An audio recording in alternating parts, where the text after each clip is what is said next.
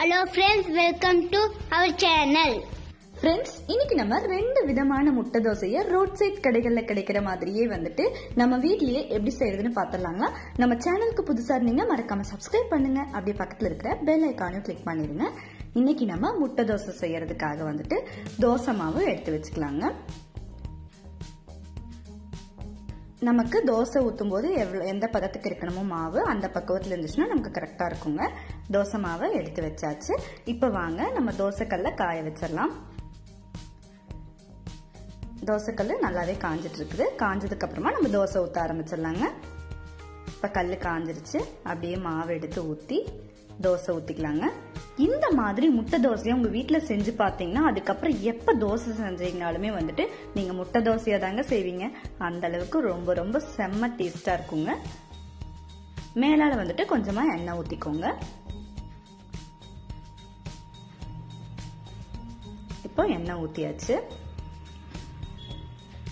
தோசை கொஞ்சம் மட்டும் வேகட்டுங்க. அது வரைக்கும் வெயிட் பண்ணலாம்.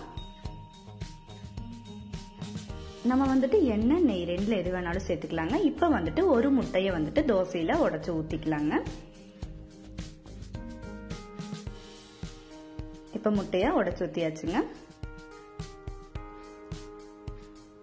அடுத்ததான் நம்ம இதுல என்ன சேர்க்கலாம்னு பாத்திரலாங்க. பெரிய வெங்காயம் வந்துட்டு சின்ன சின்னதா கட் பண்ணி வச்சுட்டு அதை கொஞ்சமா சேர்த்துக்கலாம். கூடவே கருவேப்பிலை சிறிதளவு சேர்த்துக்கலாங்க. இது கூடவே வந்துட்டு பச்சை மிளகாய் வந்துட்டு ஒரு கால்வாசி பச்சை மிளகாய் மட்டும் இதுல சேர்த்துக்கோங்க. கூடவே வந்துட்டு மல்லித்தலை சிறிதளவு சேர்த்துட்டு லைட்டா உப்பு சேர்த்துக்கோங்க. சேர்த்துட்டு அப்படியே இதை நல்லா கலந்து விடுங்க. இப்ப பாருங்க தோசை ஃபுல்லாவே வந்துட்டு நம்ம சேர்த்திருக்கிற முட்டை வந்துட்டு நல்லா அப்ளை ஆகிற மாதிரி கலந்து விடுங்க. இப்ப இது அப்படியே நல்லா வெந்துட்டு இருக்குதுங்க. அடுப்பை மீடியம் ஃப்ளேம்ல வைங்க. அப்பதான் நமக்கு கரெக்டா இருக்கும். மேலால வந்துட்டு பெப்பர் பவுடர் சேர்த்துக்கோங்க. ரொம்பவே நல்லா இருக்கும். இப்ப வந்துட்டு இதை அப்படியே திருப்பி போட்டுக்கலாங்க. அந்த சைடும் வந்துட்டு நமக்கு ரொம்ப நல்லா வெந்து கிடைக்கும். இந்த மாதிரி முட்டை தோசை தாங்க நம்ம ரோட் சைட் கடைகள் எல்லாம் கொடுப்பாங்க. அதை சாப்பிடும் போது நமக்கு அப்படி ஒரு செம்மையான டேஸ்டா கிடைக்கும். அதே மாதிரியே வந்துட்டு இந்த முட்டை தோசையை நம்ம வீட்லயே ரெடி பண்ணியாச்சுங்க. இதை வந்து நீங்க எவ்வளவு சாப்பிட்டீங்கனாலும் உங்களுக்கு வந்துட்டு சாப்பிடணும்னு தோணும். அந்த அளவுக்கு ரொம்பவே நல்லா இருக்கும். முட்டை பிடிக்காதவங்க கூட முட்டை தோசை ஊத்தி கொடுத்தீங்கன்னா ரொம்பவே விரும்பி சாப்பிடுவாங்க. இப்ப பாருங்க ரொம்ப அருமையான முட்டை தோசை வந்துட்டு ரெடி ஆயிடுச்சு. இதை அப்படியே திருப்பி விட்டுட்டு இனி ஒரு பிளேட்ல எடுத்து வச்சுக்கலாங்க.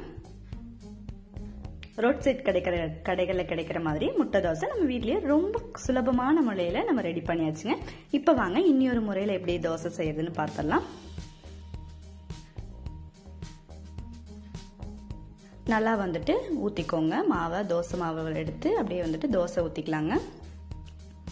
இந்த முட்டை தோசை செய்யறது வந்துட்டு ரொம்பவே வந்துட்டு சுலபமான முறை தாங்க. மேலால எண்ணெய் இல்லைன்னா நெய் ஊட்டுக்கோங்க. இது லைட்டா வெந்ததுக்கு அப்புறமா வந்துட்டு இதுல வந்துட்டு நம்ம ஒரு முட்டை உடைச்சு ஊத்திக்கலாங்க.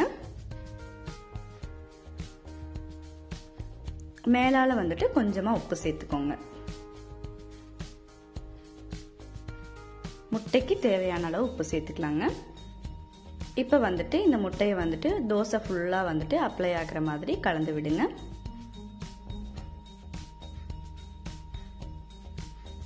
மேலால வந்துட்டு கொஞ்சமா பெப்பர் பவுடரும் சேர்த்துக்கலாங்க. குறுமிளகு தூளும்.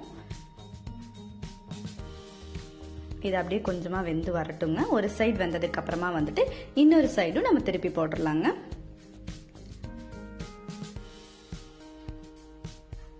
இந்த ரெண்டு முறையில எப்படி நம்ம முட்டை தோசை செஞ்சாலும் ரொம்பவே நல்லா இருக்குங்க.